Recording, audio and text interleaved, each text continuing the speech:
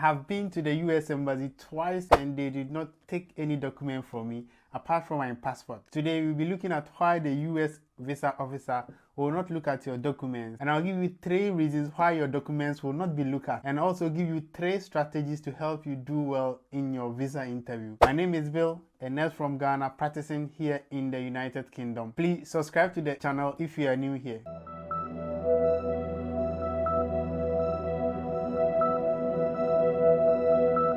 Let's face it, you probably spent hours, days, even months gathering all your documentation thinking that this will be requested by the visa officer. This includes your bank statement, letters of employment, travel itinerary, you name it. But then at your visa interview, the consular officer barely glances at them. Why does this happen? Let's break it down. The number 1 reason is the pre-screening process. So before you even walk into the consulate, your application and your DS-160 form has thoroughly been reviewed by the consular officer, and they have a pretty good idea about your situation. They are trained to identify red flags and make initial assessment based on these documents that you have presented, which is your DS-160. So if your application is straightforward and all your information checks out, they might not need to see any additional documents. So this is the first reason why your document will not be looked at. Now let's look at the second reason, which is time constraint. The number of people these consulates have to see are overwhelming.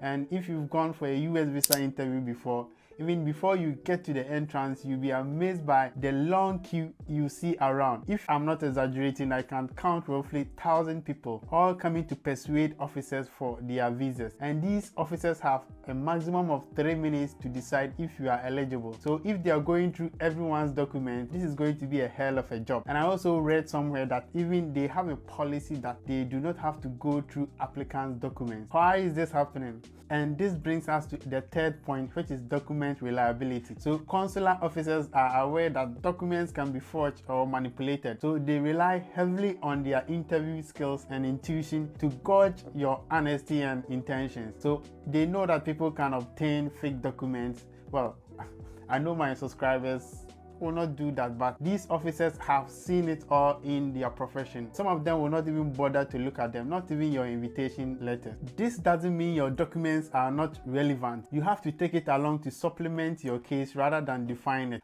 Your personal demeanor and your consistency in your story, it is the clarity in your answers that matters. Let's look at some of the best strategies to get your visa approved. The first thing is to make sure that you fill your DS-160 form correctly. Even though officers might not look at your other documents, they will have a quick look at your DS-160 form to confirm your travel history, your family ties such as work and relationship, and if they need more information, they will ask for your documents. The second most important point is do not be tense, and you have to speak confidently. You have to rehearse all that you are going to say. You have to be fluent, because the moment you start fidgeting and you are unable to speak, man, you are leaving the embassy without your visa. So your answers have to be clear, concise, and this is crucial in the interview. So you have to practice responding to common questions confidently and succinctly. The consulates have been trained and they've interviewed a lot of people, so they can know whether you are being truthful.